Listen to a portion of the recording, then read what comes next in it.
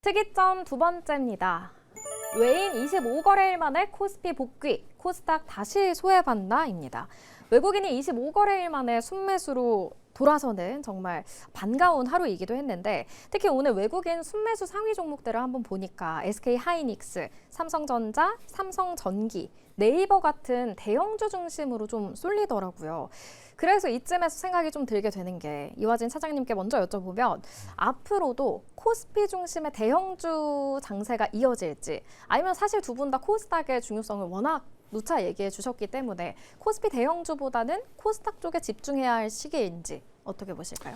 일단은 오늘 외국인 수급이 2조 7천억이 들어왔죠, 코스피에. 근데 여기서 전기전자 쪽으로만 거의 한 2조 6천억이 들어왔습니다. 흔히 말해서 삼성전자, 하이닉스 쪽으로 거의 뭐 제가 알기로 하이닉스만 한 10일 만에, 11일 만에 들어왔고 삼성전자도 한 7, 8일 만에 이제 들어오는데 뭐 리밸런싱 과정이 끝났으니까 여러 이제 캡에 대한 이게 여력도 어느 정도 충분히 좀 만들어 놨을 거고 뭐 향후에도 조금 조정은 나오긴 하겠지만은 뭐 오늘 뭐 장 마지막에서도 뭐 관련해서 뭐 스왑 거래 이슈도 있긴 했지만은 결국에는 아마 다른 운영사들 대비해서는 하나둘씩 이제 삼성전자 하이닉스 쪽으로 수급적인 몰림은 코스피는 있을 수 있을 거예요. 대신 코스닥 같은 경우는 최근에 외국인 수급이 들어왔고 오히려 이제 그 코스닥은 오히려 기관 쪽 수급들이 아마 하반기 때부터 좀 강한 이제 드라이브를 걸지 않을까 생각하고 있습니다. 특히 오늘 물론 외국인이 코스닥에 들어온 부분들은 대부분이 그거였거든요. 저기 전기전자 그러니까 장비 쪽으로 많이 들어왔어요. 그만큼 일단은 외국인이 바라보는 시선은 뭐 최근에 뭐 캐시도도 한국에 왔었고 대부분의 지금 외국계 운영사들이 한국에 오는 거는 결국에는 반도체에 대한 변화들을 계속 체크를 하기 위해서 들어온다는 말이죠. 그런 측면에서는 코스피로 들어오는 5대 조금 전기전자 쪽의 비중이 더 확대되는 구간에는 좀 맞을 수는 있다. 그게 코스피가 산다고 해서 이게 다른 섹터 쪽으로 다 사는 건 아니잖아요. 그거에 대한 우리는 명확하게 좀 인지를 해야 되는 부분이고 코스닥은 아마 저는 좋게 보는 이유는 기간 수급이 완전히 좀 달라질 수 있다. 라고 생각을 하고 있는 이유가 뭐 제약바이오도 마찬가지고 2차 전지도 그렇고 그리고 최근에 금리에 대한 스탠스가 이제 조금씩 변화되겠죠. 뭐 이따 이런 얘기는 하긴 하겠지만은 그게 명확하게 바뀐다면 다시 7월부터는 오히려 이제 코스닥 쪽의 무게가 생각보다 크게 움직일 수 있다는 측면에서는 저는 흔히 말해서 빈집이라고 얘기하는 이쪽 아마 코스피 시종장구와 코스닥 시종장을 보시면 코스닥 시종장가 최근에 굉장히 많이 빠졌습니다. 흔히 반대 매매가 엄청나게 많이 나왔죠. 6월 10일 기준으로 1조가 시종장구가 없어졌습니다. 그러면 코스닥 입장에서는 레버리지에 대한 약간 부담이 없는 차원이기 때문에 이쪽의 수급이 이제 하반기에 조금 몰릴 수 있다. 특히 국민성장펀드나 최근에 연기금 쪽에 대한 변화들이 아마 이쪽에 온다라면 조금 눈여겨봐도 된다라고 생각하고 있습니다. 네, 코스피로 외국인들의 자금이 모이긴 했지만 잘 따지고 보면 그게 다 반도체에 집중이 되어 있었기 때문에 오히려 코스닥 쪽으로 한번 시선을 돌려보자라고 말씀을 해주셨고 최영지 PB님께서도 코스닥 계속 강조를 해주셨잖아요. 비슷한 입장이실까요? 네, 저도 비슷한 입장이고요. 하반기 이제 국민성장펀드 쪽으로 자금이 좀 유입이 되면서 올라갈 가능성도 있고요. 지금 상황에서는 중동 사태 우려가 조금 사그러들고 있는 상황이잖아요. 그러면 이제 금리 인상 가능성이 좀 줄어들 가능성이 있는데 그런 관점에서도 이제 코스닥이 아무래도 금리 부담이 되는 기업들이 많이 이제 모여 있는 만큼 좀 수급적인 측면에서 같이 올라오지 않을까라고 판단을 하고 있습니다. 그리고 앞서 말씀드렸던 것처럼 2차 전지에 대한 모멘텀들도 있는 상황인데 2차 전지 대형주들은 또 이제 코스닥에 많이 편입이 돼 있잖아요. 그런 종목들이 주도를 한다면 코스닥이 하반기에는 좀 주도를 하면서 상승하는 흐름 이어지지 않을까라고 판단을 하고 있고 그리고 저는 이제 코스닥 하면은 2차 전지나 바이오 쪽도 좋기는 하지만 가장 이제 저는 기대가 되는 게 최근에 이제 게임 섹터 계속 보고 있습니다. 게임 섹터가 지난주에 제가 조금 간략하게 말씀을 드렸었는데 이제 AI 관련된 기업으로서 떠오르고 있잖아요. 소프트웨어라던가 이제 가상현실에서 뭔가 구현을 하고 현실에서 이제 실행을 할 수 있도록 그런 중요성이 굉장히 커지게 되면서 뭐 NC라던가 크래프톤 이런 종목들이 올라오는 모습이었는데 그런 종목으로 떠오르게 되면서 이제 하반기 신작 모멘텀까지 같이 이제 작용을 하면은 주가 상승이 강하지 않을까라고 판단을 하고 있습니다. 그리고 뭐 코스피 같은 경우에는 사실 최근에 움직임 보면 하루는 강하게 올랐다가 또 하루는 강하게 빠지고 이 움직임이 계속되는 거 보면은 당분간은 좀 박스에서 갇혀 있을 가능성이 높다라고 판단을 하고 있고 뭐 굳이 코스피 대형주를 접근하고 하고 싶다라고 하신다면은 삼성전자나 SK하이닉스 이런 반도체 기업들보다는 오히려 ESS 모멘텀이 있는 LG 에너지솔루션이라던가 뭐 삼성 SDI 이런 코스피 대형 2차 전지 관련된 기업들로 접근해 보시는 게 더 전략적인 측면에서 좋지 않을까라고 말씀드리도록 하겠습니다. 네, 초반에 코스닥을 본다면 2차 전지 제약바이오도 좋지만이라고 하셔서 뭔가 반도체 소부장인가라는 생각이 들었는데 네. 이게 웬걸 게임을 집중해보자라고 말씀을 해주셨고 이어서 코스닥에 대한 이야기를 더 많이 풀어주셨는데 그러면 이화진 차장님께는 네. 코스닥의 반도체 소부장을 좀 여쭤보고 싶어요. 네. 반도체 소부장이 요즘에 너무 강하잖아요. 그래서 이제는 코스닥을 소부장이 끌고 가지 않을까라는 생각도 들게 되는 것 같은데 이 소부장에 올라타는 전략 다음 주에도 유효할까요? 생각보다 쓸 거예요. 우리가 아마 상반기를 보시면 변목 현상에 대해서 사실 이게 핵심 단어잖아요. 네. 그게 뭐 전력도 마찬가지였고, 뭐 강통신도 마찬가지였고, 뭐 메모리가 시작됐고, 그게 MLCC까지 좀 왔었고.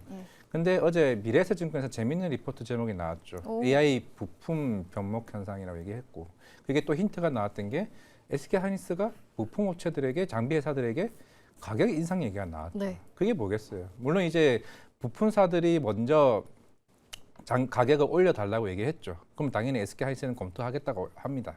그게 뭐냐면은 사실 장비 회사들이 가격을 올리는 건 쉽지는 않습니다. 오히려 이제 IDM 업체들이 압박을 하면 압박을 했지. 그렇다라는 거는 하이닉스가 내년 아마 3월쯤에 Y1 공장을 이제 증설을 시작을 할 겁니다. 그리고 이제 P4 삼성전자도 내년 상반기죠. 예. 보통 장비 회사들은 6개월 정도의 리드 타임이 있습니다. 근데 6개월이 안 나와요. 삼성전자 있고 마이크론도 있고 CXMT도 이번 3분기 때 대규모 증설을 할 거예요. 장비를 부탁을 했는데 우리 지금 세팅이 이렇게 안 돼. 8개월 걸릴 수도 있고 10개월이 걸릴 수도 있어. 그러니까 가격 올릴 거니까 하이닉스 입장에서도 그럼 좋다. 가격 올려줄 테니까 우리 먼저 줘. 지금 이런 현상이 나올 수도 있는 네. 거예요. SK하이닉스가 얘기했죠. 삼성전자 안 그러겠어요. 삼성전자도 가격 더 올려줄 테니까 달라. 흔히 말해서 우리가 P가 올라가게 되고 향후에 Q가 늘어나게 되면 실적의 상방성이 올라가고 있는 거죠. 그게 지금 장비주가 올라가는 거고 물론 시장에서는 최태원 회장이 2034년까지 3배의 생산 늘린대. 그것도 맞긴 하겠지만은 지금 2, 3분기 때 공급 계약이 이번 주에 굉장히 많이 나왔죠. 그게 지금 이런 현상들이 좀 보여지고 있는 거고 그리고 보통 10월이 되면은 이게 빅테크 업체들이랑 삼성전자 하이닉스가 미팅을 합니다. 그리고 11월, 12월에 장비 회사들에게 내년 장비 주문을 넣어요. 네. 그게 일례적인 겁니다. 근데 이번 4월에 왔죠. 구글이랑 마이크로소프트가. 그게 5월, 6월 지나서 지금 6월 달에 장비 계약들이 계속 나오는 이유가 그거 하나예요. 그만큼 그게 업사이클이 상고하저가 아니라 상고하고로 되는 현상입니다. 그게 장비들이 지금 급등하는 현상이라서 하반기 아마 이건 전공정뿐만 아니라 그리고 이제 후공정 HBM4에 나간 장비들도 소속들이 지금 나갈 수밖에 없는 상황이라서 장비주들은 당분간 좀 세게 올라갈 수 있다 생각하고 있습니다. 장비주들이 이제 상고하고다라고 정말 좋은 표현을 해주셨는데 그러면 최영지 PB님께는 반도체 전반에 대한 투심을 한번 여쭤보고 싶어요. 글로벌 투자 은행들이 이제 삼성전자와 SK하이닉스 등 반도체 기업에 대한 헤지 펀드들의 레버리지 투자 규모를 축소하고 있는데 올해 많이 올랐다 보니 단기적으로 조정을 좀 경계하는 움직임인 것 같아요. 이거 단순히 리밸런싱 정도로 봐야 하는 건지 아니면 투심에 좀 악영향을 미치게 될지 어느 쪽으로 보실까요? 저는 지금 상황에서는 악영향은 미치진 않을 거다 이렇게 생각을 하고 있고 리밸런싱 측면이 가장 강하지 않을까라고 판단을 하고 있습니다. 아무래도 SK하이닉스도 그렇고 삼성전자도 그렇고 워낙 강하게 올라갔기 때문에 이제 자산운용사들 입장에서는 비중이 많이 커질 텐데요. 특히 대형 자산운용사 같은 경우는 이렇게 비중이 커지게 되면 어쩔 수 없이 리밸런싱을 해야 됩니다. 비중에 대한 좀 규제가 있기 때문에 그런 식으로 진행을 할 수밖에 없는데 그런 만큼 이제 글로벌 자산운용사들이 리밸런싱을 하는 절차를 밟고 있다라고 볼 수가 있겠고 기업 가치가 떨어지기보다는 리밸런싱 측면에서 보는 게 맞지 않나라고 판단을 합니다. 다만 변동성은 당분간은 커질 거라고 저는 생각을 하고 있어요. 왜냐하면 이번에 레버리지 ETF가 상장을 하게 되면서 장 마감 전에 이제 리밸런싱 매물이 나오게 되고 그러면서 급등락을 유발을 하게 되는데 이러한 현상들이 당분간은 지속이 될 가능성이 높다라고 판단을 하고 있어요. 그래서 주주분들 입장에서는 이런 변동성에 대해서 뭐 기업 가치 훼손이라기보다는 좀 ETF라던가 이런 자산 운용사들의 리밸런싱 측면에서 나타났다라고 생각하시면 좋을 것 같고요. 네. 그래서 당분간 올라가는 변동성은 좀 유의하되 기업의 가치라던가 뭐 반도체 전망에 대한 것들은 나쁘지는 않다라고 판단을 하고 있습니다. 근데 저는 앞서 말씀드렸던 것처럼 사실 이렇게 변동성이 크고 워낙 과열이 됐기 때문에 상승에 대한 탄력도가 좀 떨어질 가능성이 있잖아요. 그런 측면에서 뭐 신규로 접근하시는 분들이라면 차라리 이번에 급락이 됐던 장세에 접근을 하면 모르겠지만 이렇게 올라간 상황에서 올라타기보다는 다른 또 좋은 종목들도 많이 있잖아요. 그래서 신규 접근으로는 안 했으면 좋겠다 이렇게 말씀드리겠습니다. 두 분 모두 코스피보다는 코스닥 쪽에 더 기대를 걸고 있는 것 같고 집중하시는 섹터는 조금 다른 것 같고 그런 가운데서 저는 그래도 코스피의 대형주에 대한 이야기를 시청자분들께서도 더 궁금하시기도 할 것 같아서 이에 대한 질문을 더 드려보고 싶은데 네이버랑 카카오 얘기를 해보고 싶어요. 이번에 샘 올트먼의 방한이 좀 연기되기도 했잖아요. 그래서 이 샘 올트먼의 방한 기대감을 미리 받아서 주가가 상승한 건 아니어서 이게 연기됐다고 해서 악재로 작용하는 것도 아닌 것 같긴 한데 네카오의 주가 향방은 이화진 차장님 좀 어떻게 전망하실까요? 좋게 보고 있습니다. 최근에 저는 이게 하락을 해석할 때 네. 지금 아마 그렇죠. 2030년도 뭐 매출 한 50조 나올 거다. 그게 실제적으로 AI 데이터 사업 쪽으로 한 20조를 얘기를 했죠. 그러면서 이제 밸류에이션을 매기면 45만 원까지 볼 수 있는 거 아니야? 하는 거고 이제 또 시장에서 보는 거는 젠슨한 그 엔비디아가 10억 달러를 출자를 했고 네이버도 10억 달러를 출자를 했는데 네. 추후의 자금에 대해서는 뭐 채권을 발행하거나 결국에는 시장에서는 비용적인 면도 약간 고민이 있을 거고 그리고 시기도 2030년 너무 멀지 않냐. 그러면서 약간 세론이 최근에 하나둘씩 나왔죠. 이거를 하나둘씩 이제 해소되는 방법들은 일단 뭐 오픈 AI도 뭐 오늘 못 온다는 얘기를 하긴 했지만은 그거는 뭐 제가 볼 때는 IPO와 관련된 좀 이슈라 생각하고 있습니다. 그럼 이제 엔트로픽이 오겠죠. 엔트로픽은 애초에 지금 이제 네이버가 쓰고 있는 그 개발 툴킷 자체가 클로드를 사용을 하고 네. 있습니다. 그리고 최근에 이제 엔트로픽이 구글이랑도 거의 한 2천억 달러 관련해서 AI 데이터 센터 이제 리스를 하고 있죠.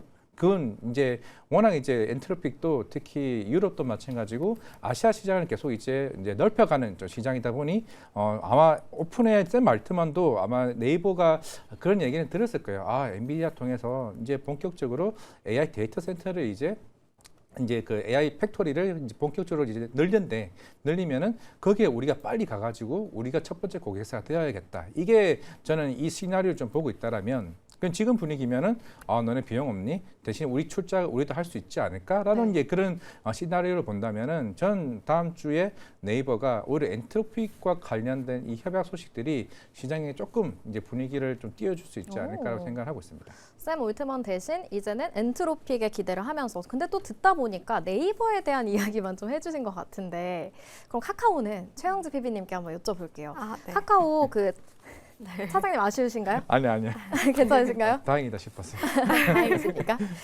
좀 채팅창을 좀 보니까 고구마님이 카카오는 파업 이슈가 잔존해 있다라고 말씀을 해주셨어요. 네. 네카오에 대한 이야기를 여쭤보긴 했지만 네이버는 일단 좋다고 말씀을 해주셨으니 카카오는 아직 추가 파업도 예고된 상황인데 카카오에 대한 투자자분들은 어떻게 좀 전략 세워야 할까요?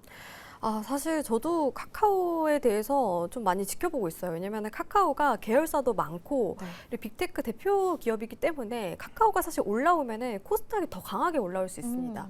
그런 만큼 중요하기는 하지만 지금 관점에서는 저는 카카오는 매력도가 좀 떨어지지 않나라고 판단을 하고 있습니다. 물론 카카오톡에 그 챗GPT를 접목을 해서 지금 AI 사업을 확장을 하고 있는 거는 이제 이번에 올트만이 연기를 했지만 만약에 방한을 하게 됐을 때 모멘텀으로 작용할 수는 있어요. 근데 자체적으로 AI 기술이 네이버에 비해서 떨어지는 데다가 그리고 사실 로봇 모멘텀 관련해서도 네이버가 강하지 카카오는 이와 관련된 사업이 제가 알기로 그렇게 뛰어난 것들이 없는 걸로 알고 있습니다. 네. 그런 만큼 매력도가 그렇게 높지 않기 때문에 지금 관점에서는 카카오가 접근을 해보기도 아쉬운 구간대가 아닐까라고 판단을 하고 있어요. 굳이 따지면은 저도 카카오보다는 네이버에 조금 더 접근해보는 게 좋을 것 같고 카카오는 그러면 언제 오를 거냐 이렇게 생각하시는 분들 많이 계실 것 같은데 카카오가 또 금융사업과 관련해서도 많이 강화가 됐었잖아요. 네. 근데 그런 만큼 뭐 금리에 대한 부분들이 이제 은행의 그 실적으로 반영되는 그런 부분들이라던가